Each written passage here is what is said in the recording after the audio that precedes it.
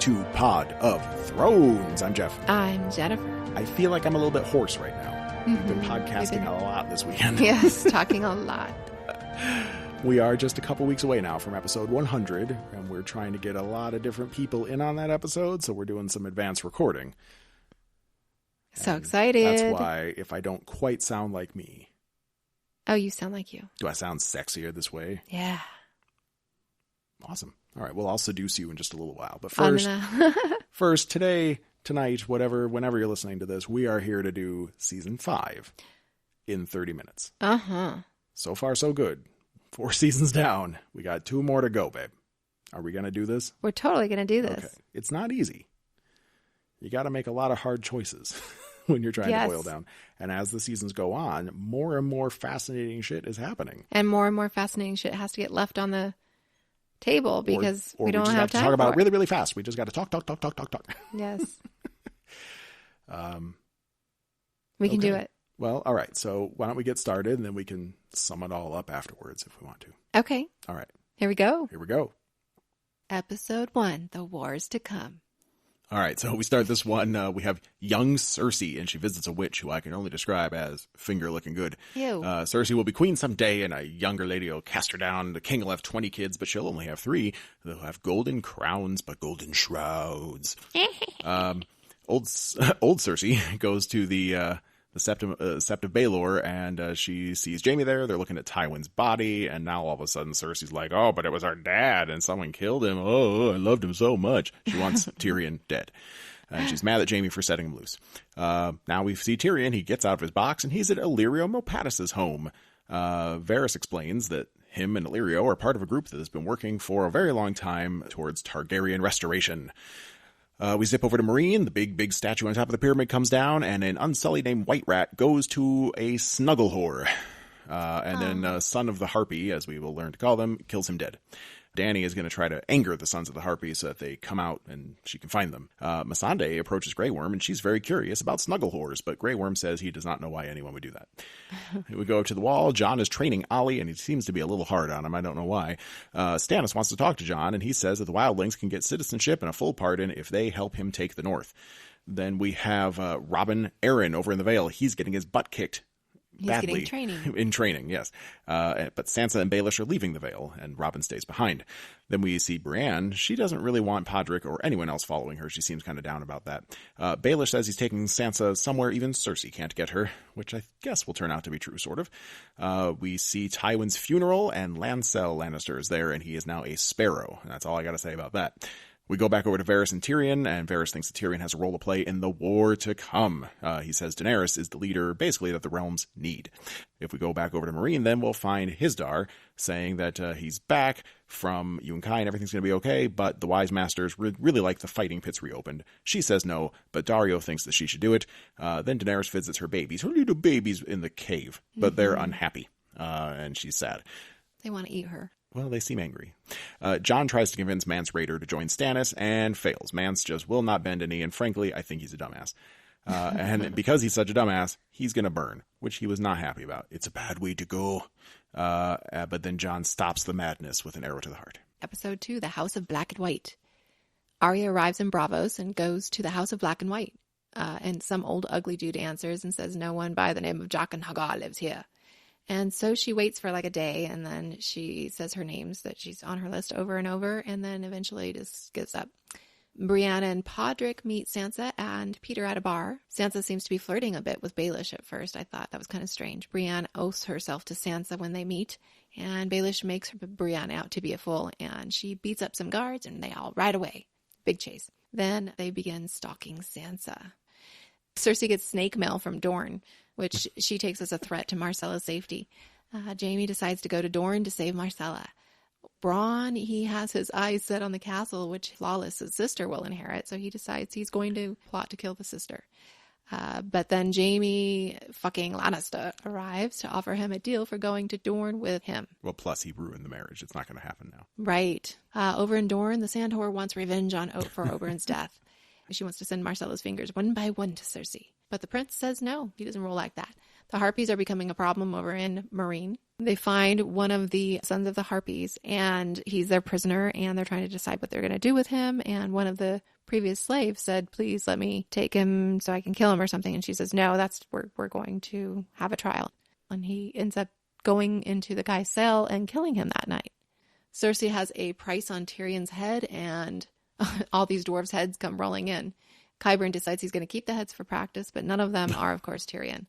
Cersei's acting as an advisor in her father's stead. He was the hand of the king, and now there is none. She assigns Tyrell, the master of coin. She assigns Qyburn, the master of whispers. Master of war goes to the uncle, which I couldn't remember. Kevin Lannister. Oh, yeah, it's Kevin Lannister. But he won't take the position because a bitch shouldn't be telling him what to do. Pretty much. Over with Stannis' clan, Shireen teaches Gilly to read. Mm-hmm. They bond over stories about grayscale. Selyse tells Shireen to stay away from wildlings because she was talking to Gilly and she didn't like that. Stannis deals with Jon's insolence for shooting Mance instead of letting him suffer by fire death. Stannis wants Jon to give him the North, and he will make him a Stark, a true Stark, if he helps with his war and gets the wildlings on his side. Jon tells him he cannot make the deal. He has to keep his oath to be a Night's Watch. They cast their tokens for the 998th commander of the Night's Watch. Jon and Alliser end up getting a tie, and Master Aemon votes the last winning vote for Jon. And Alliser, of course, is pissed. Arya is in Bravo still. She's cutting heads off pigeons, and she sees the ugly man again from the House of Black and White in an alley, and it's Jaqen. Yay! He's not Jaqen. He's kind of Jaqen. He is no one, and that is what a girl must become. The slave that killed the Harpy is Daenerys' prisoner now, and she punishes him with death. The worst possible thing she could have ever done in front of everybody. And the crowd all start hissing at her, and all hell breaks loose. And then that evening, she feels like all is lost. And of course, Drogon returns. Yay! For like 5 minutes. Well, more like 30 seconds. And then he flies off again. Yeah. Episode 3, The High Sparrow. All right, so we start at the House of Black and White, where Arya is sweeping on the job. Jaqen gives some dude death water, but we learn that a girl must become no one to serve the many-faced god, and that's when we first meet Bitch Girl. She doesn't do anything She's yet, a bitch girl. We have the wedding day for Tommen and Marjorie, and the royal quickie that follows it in bed. The manipulation starts right away. Marjorie's trying to get Tommen to push Cersei out, but he can't quite do it. We see Reek. He's haunted by flayed people in Winterfell, but Reek listens in, almost spy-like, while Roose is confessing their military weaknesses and says that they need to solidify their power by having Ramsay get married. To who? Well, Sansa Stark. Oh my god. Baelish is bringing her to Winterfell, and she freaks out, but he convinces her dumbass to do it anyway. Brienne and Podrick are following them, and she has decided that she's going to teach Podrick how to fight because he is a good guy and he deserves it. Meanwhile, Stannis wants Jon Snow. Jon Snow says, no, you can't have me. Stannis warns Jon to move Alliser away from Castle Black. Bitch Girl then starts whacking Arya by using the Game of Faces as an excuse. Jaqen stops that, but he says that no one, if she is no one, has too many Arya Stark things. She has to get rid of them. So Arya does that, but then she hides Needle. She just can't throw it in the water. Arya then is rewarded by getting to see the body cleaning room. Very exciting stuff there. Sansa arrives at Winterfell, and the old lady shows her to a room and says, "The North remembers." Jon has a chance to do some bad shit to Alliser, but he names him First Ranger instead. He wants to keep his enemies close. Jon tries to send Janis away to Greyguard. Janis says, "You can stick your order up your bastard ass." Janis cries like a craven before he loses his head. The High Septim, back in King's Landing, is out for some nookie, maybe a threesome, but instead he winds up getting a walk of shame from some sparrows. He asks for Cersei to execute the High Sparrow, but the High Sparrow's just this nice old man, so Cersei promotes him instead. Then Cersei summons Baelish and has Qyburn take care of that, and we see the mountain like quaking on a table under a sheet. Back in Winterfell, Ramsay has a nice moment with Baelish and promises that he will never hurt Sansa Stark. That sounds good. Baelish and Bruce talk about their alliance that they have against the Lannisters and how risky it is. Tyrion, over in Essos, he runs away and he wants to just he wants to stretch his legs in Volantis. They see a fire priestess there who's kind of hot but also kind of creepy. She stares right at Tyrion. We also see that Tyrion can understand Valyrian.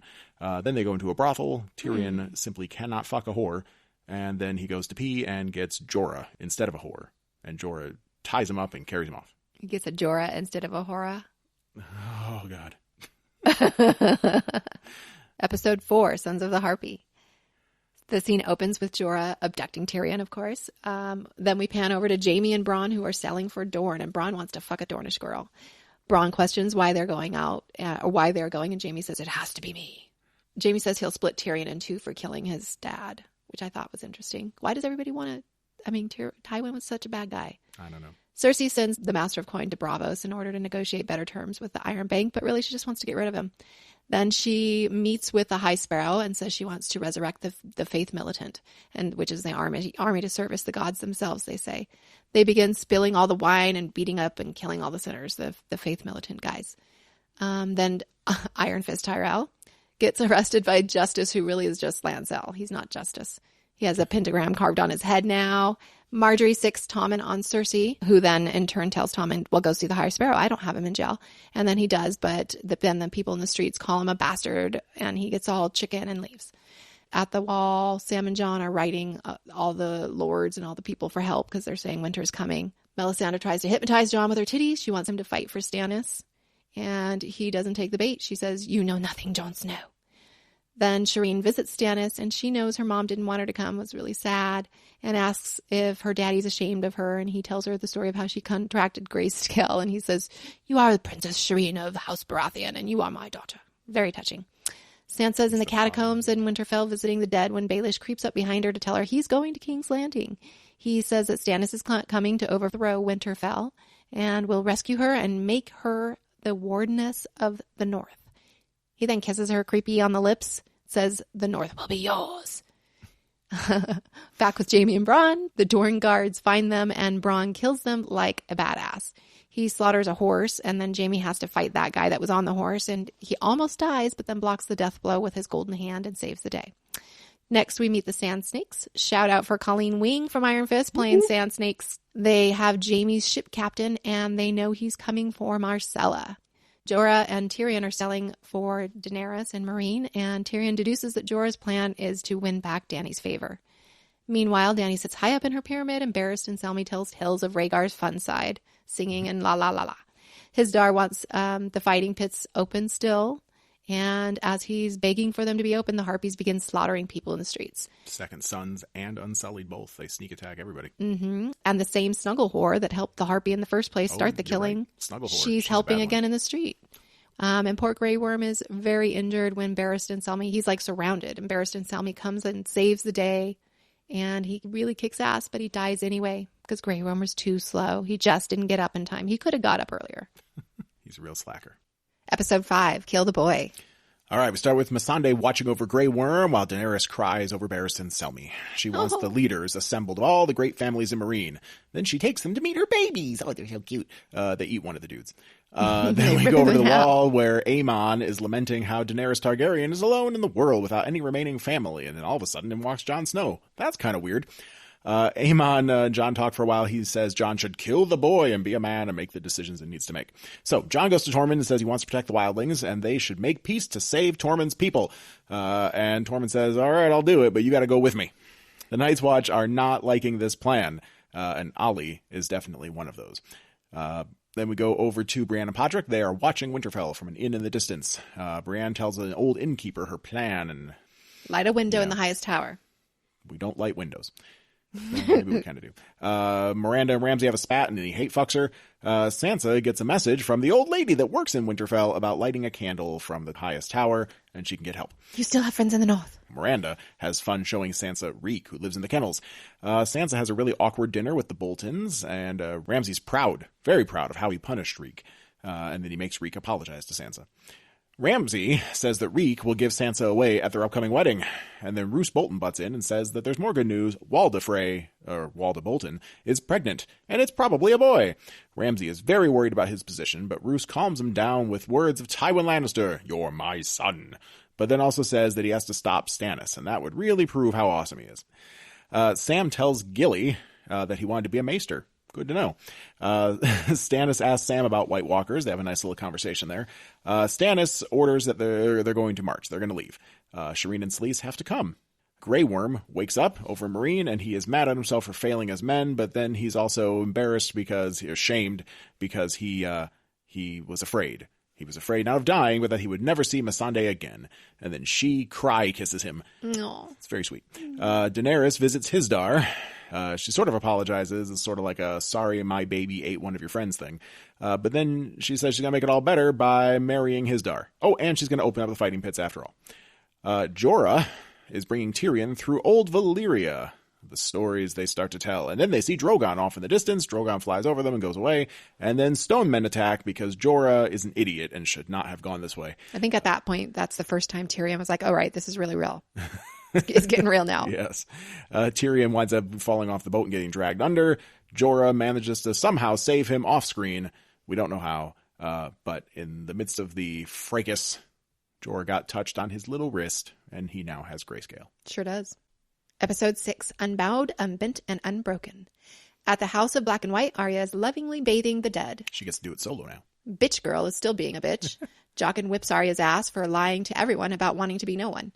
Jorah and Tyrion are still on their way to Meereen, and Jorah's grayscale is getting worse. Back with Arya, a man brings his suffering daughter to end her suffering to the House of Black and White, and Arya gives her a drink from the Fountain of Death. Jaqen is watching in the background, and he later shows her to the Hall of Faces and tells her she is not ready to become no one, but she is ready to become someone else.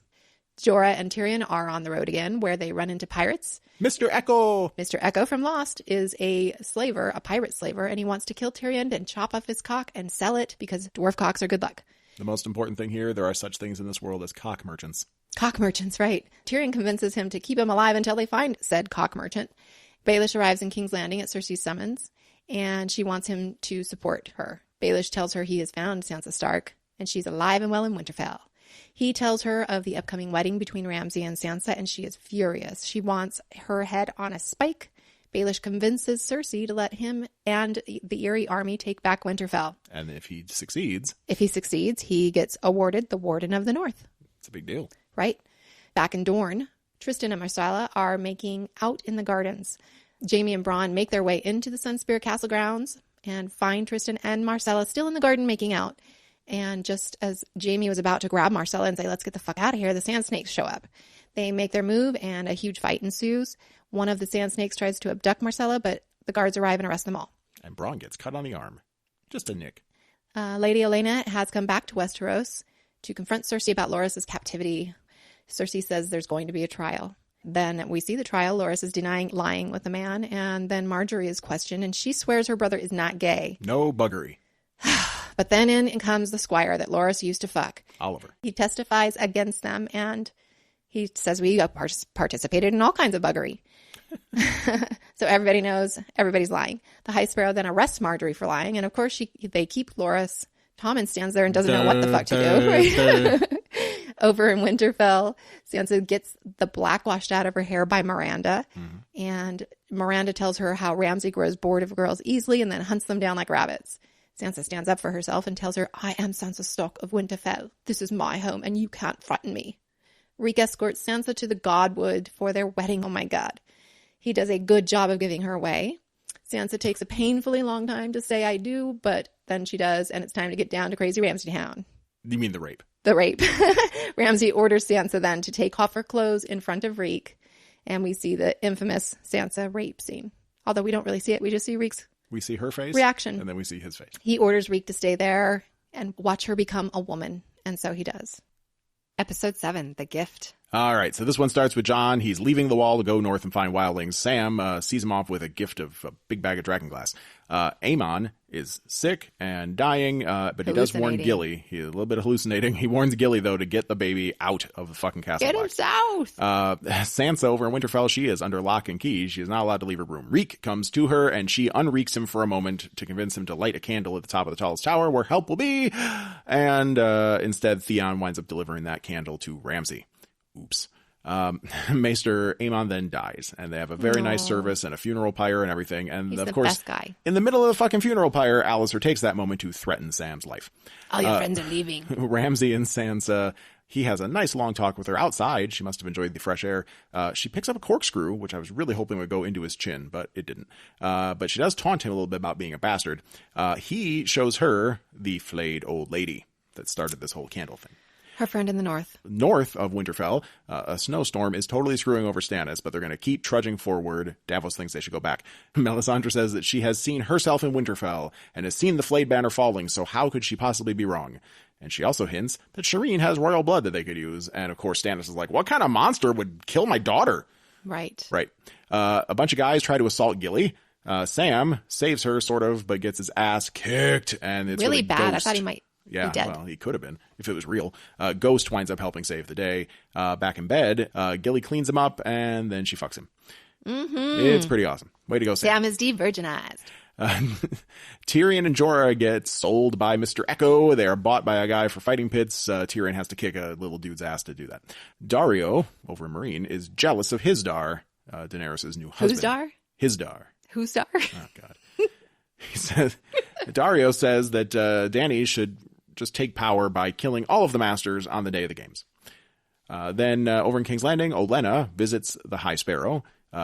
He is pretty much the real deal. I mean, she tries to spar with him, but she doesn't get anywhere. He really sticks to this whole faith thing. Tommen is angry about how powerless he is, and Cersei seems like she might have been moved and that she'll try to help. But really, she doesn't.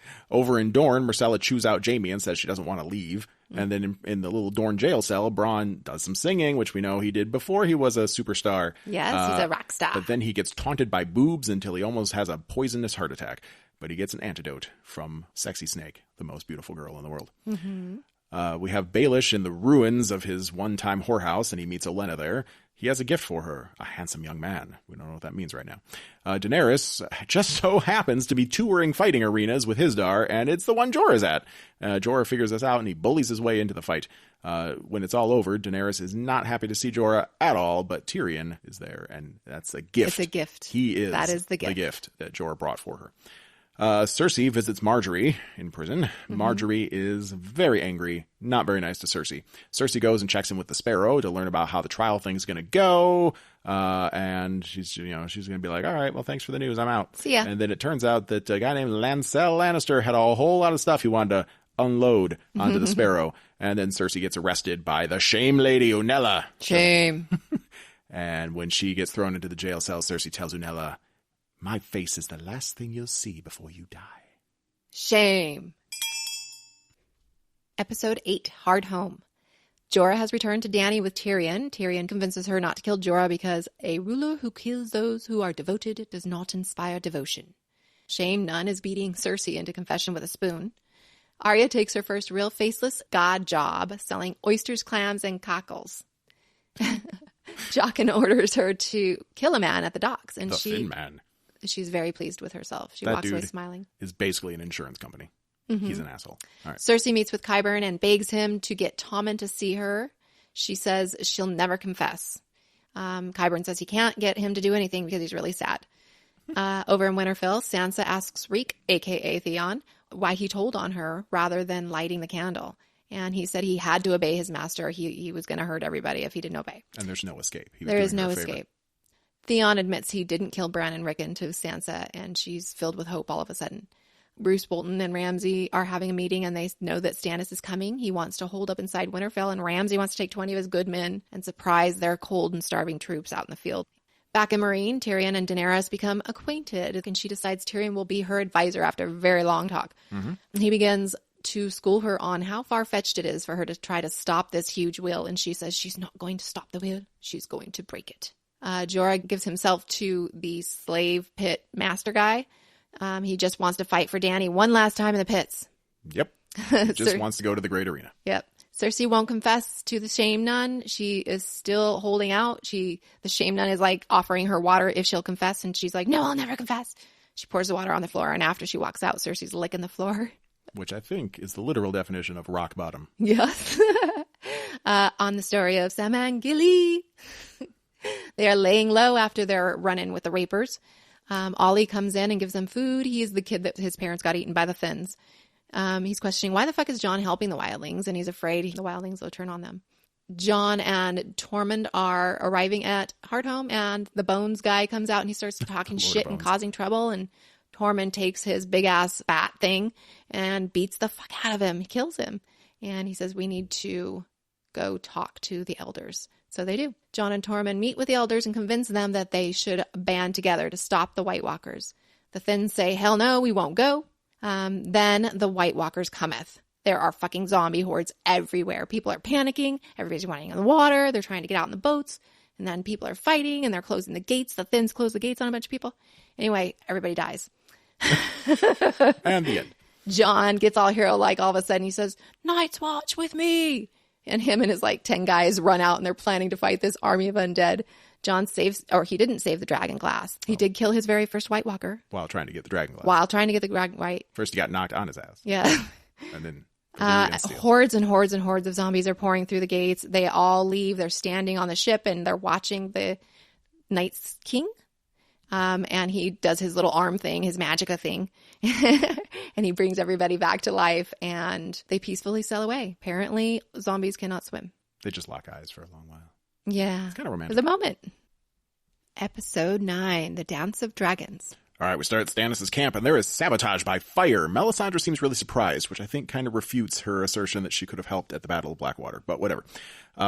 Then over at the wall, a sad band of wildlings walks up, and Alliser begrudgingly lets them in. Ollie glares at Jon as all of these wildlings walk through. Stannis is sending Davos back to the wall to get supplies, as he's realizing how dire things are. Davos visits Shireen before he leaves, and gives her a nice wooden stag that he made for her. Then, in Dorne, there is a nice little meeting, a toast to Tommen. Ellaria dumps her wine on the floor. King Tommen says Myrcella has to go back, but Trystane can go too. Bronn is free after a huge punch to the face. And then let's go over to Braavos. Arya is selling oysters, clams, and cockles still. But this time she gets distracted by Meryn fucking Trant. Arya winds up following Meryn around.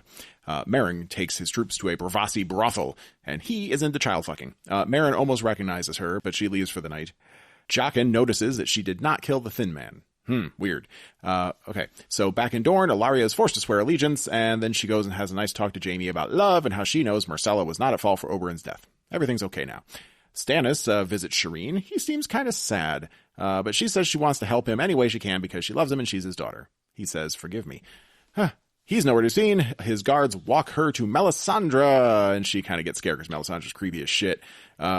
Then Stannis and Selyse come out. Selyse says, this is a good thing. And then they burn her fucking alive. And Selyse goes, no, like Darth Vader.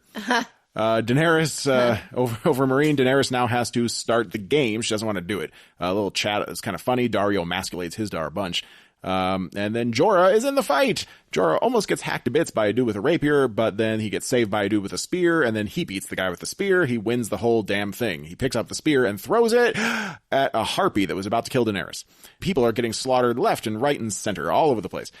In the middle of all this, Hizdahr goes down. Jorah gets up to the queen's podium, and he gets a handhold out of it. And Tyrion saves Missandei from certain death. Now, how did she not get Stonehenge from Jorah? She didn't touch his stony bits. Okay. They wind up in the middle of the arena and get encircled by golden harpies everywhere. And then Drogon comes just as they're all about to die. Yay! Drogon immolates a fuckload of harpies, but he is getting hurt. Lots of javelins in his back.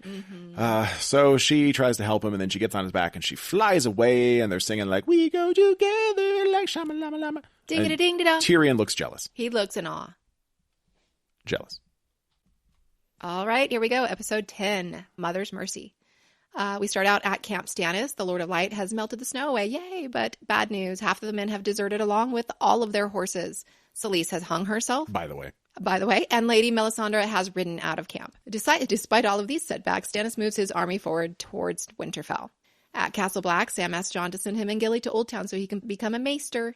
Stannis' army arrives at Winterfell just as Sansa picks the lock in her room with that corkscrew that she got a couple episodes ago.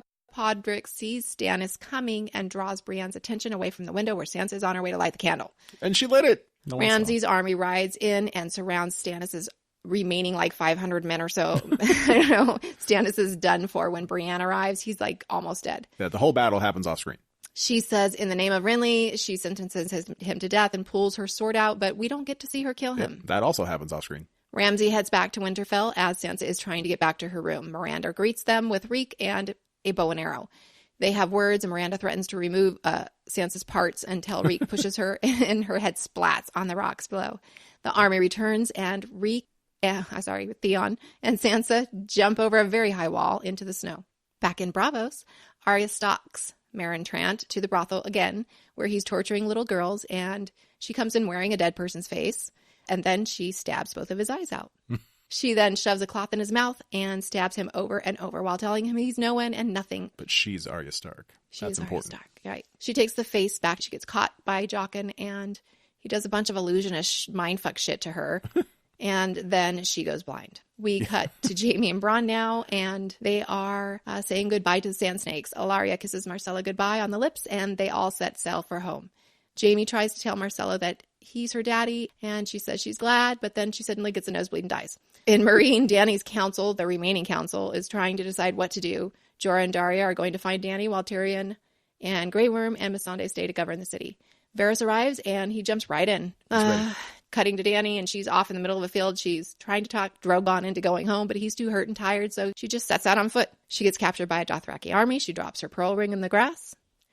Back in King's Landing, Cersei breaks, finally, and confesses to having relations with Lancel, but she denies allegations about her and Jaime. Yeah, she sure does. The High Sparrow says he'll let her return to the Red Keep to await her trial, but she must first atone.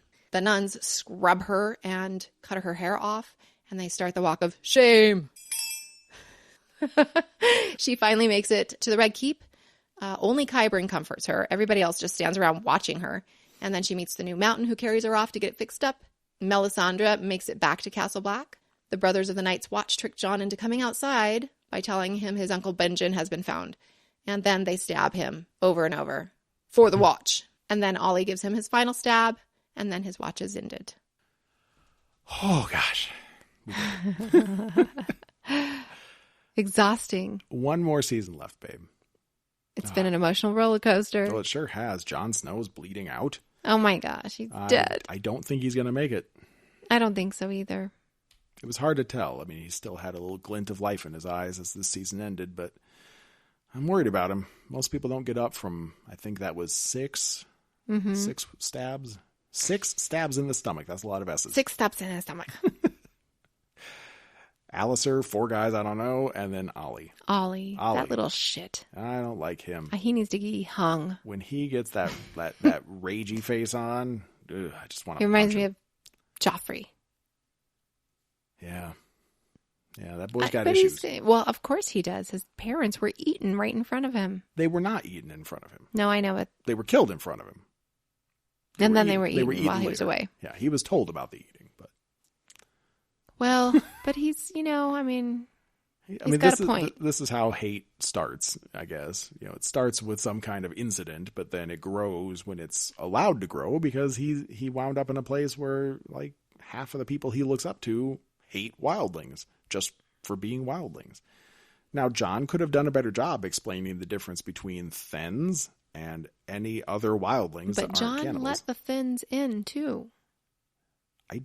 Did he? I think so. Were there any there? I feel like they were at Castle Black at one point. Well, the Thens said they didn't want to be part of the deal. Well, that's true. That's true. Maybe they never came. Thenn Captain sort of got Jon's back with the whole they tried to save the Dragonglass thing, but then he got his ass kicked. So what happened to the Thens after that? I didn't see any getting on the boats. Maybe there were a few, but not many.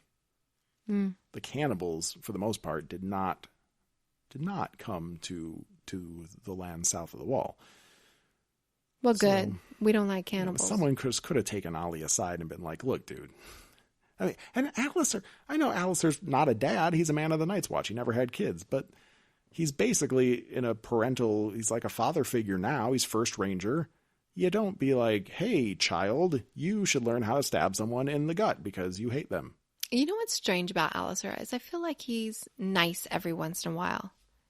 He has a heart every once in a while, but then he just turns into this motherfucker. Well, he's not stupid. And he said it more than once. He said, Jon has a good heart and it's going to get him killed. And he said, I think he even acknowledged, like, you may have done the right thing, but you've made a lot of enemies or something like that. Right. But then in the end, when he had, I guess that's something that happens in season 6, which of course I haven't seen yet. But when he will confess to stabbing Jon in the guts, and he justifies it by saying, what he did may have been like the difficult moral decision, but we're the Night's Watch. It's our job to keep the wildlings out, and he let them in. So right. what was I supposed to do? He talked about that in the trial or whatever it was called. Well, yeah, that's early season 6 He stuff. said, I did stab the Lord Commander, and I am. But I always followed my orders. I did everything I was asked. I was never, I guess, insubordinate. It was just that one mutiny at the end. That's all I'm guilty of. But then he turns around and he says shit to Sam like, you're losing all your friends. Right. Okay. But yeah. So that's the other part, which is that he was just a dick to Sam. Mm-hmm. It's not Sam's fault. Like, I mean, Sam might have been more athletic when he was a kid or something, but it wasn't Sam's desire to come to the Night's Watch. He was just a victim of circumstance, and Alliser was just a dick. Yeah. And yet, Janis Slynt... Janis Slynt's just a big... They were buddy-buddy. Up until Slynt was going to get his head cut off, then Alliser was like, well, sorry, dude. But that was his right-hand man, Janis Slynt. And he's a total pussy. Maybe he was jacking him off at night. Slurp, slurp, slurp. Yeah. Ugh. Yeah, we just saw Wonder Woman today, and we were talking about that over on The Kid Free Weekend. Themyscira, Land of the Amazons. They have whole volumes of books written about pleasure and how men were not necessary for pleasure. Procreation, yes. Huh? Pleasure, no. So there's some fun stuff going on there on Themyscira. I want to find those 12 volumes. I mean, you're around for like thousands of years. You got to do something, right? Sure. Night's Watch. What do you think? Well, of course. I mean, they've got to be at the very least masturbating. Well, of course. But do you think they were... But men don't know about pleasure. According to some of us, the volumes of Themyscira. Right, but I'm just saying it's all men. You think they're all... No, I feel like buggery is not a good thing at the wall. Buggery is not a good thing anywhere, as we've learned in season 5 of Game of Thrones. It's in not Westeros. A buggery-friendly world. Yeah. Although people were kind of, okay with it as long as it was like don't ask, don't tell kind of thing. Like you knew that guy was gay, and that's fine as long as he doesn't show you he's gay. Right. As long as you don't catch him being gay. And then the High Sparrow came around. And now buggery is so bad. Buggery is very bad. Buggery. Well, we'll see what happens to him in season 6. Most people in this show get their comeuppance one way or another. Mm-hmm. I'm pretty sure the Sparrow will have his one day. Yeah. Any last thoughts on season 5? No. No? All right. I mean, I'm tired. All this talking we've been doing.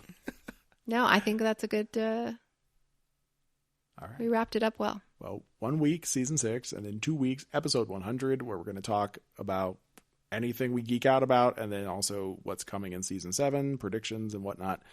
We're going to have a prize giveaway. We've got some cool prizes. Yeah, we're going to try to do a little promotion for the show. It's going to be awesome. And stay tuned. Then season 7 starts. So yay! We've got some busy times ahead, but I feel at this point, season 7 will be relaxing compared to what we've been doing these last few weeks. Yeah. Well, are we going to do 30 minutes on that one? Season 7? Yeah. Eventually, but not during season 7. Okay. We'll be doing our reaction cast where we watch the show Sunday night. We get right on microphone, start recording as the credits are starting to roll. We pause it because we can't have that in the background, but we pause the credits, we run over to the microphones, and we start talking about the craziness that we just saw. Okay. That's what we're going to do. How exciting. And I think we should do that for Westworld season 2. Okay. All right, cool. But that's enough for now. Tune in next week for season 6 in 30 minutes. Until then, I'm Jeff. I'm Jennifer. Do it one more time for Unella. All right, here we go. Do it. Shame.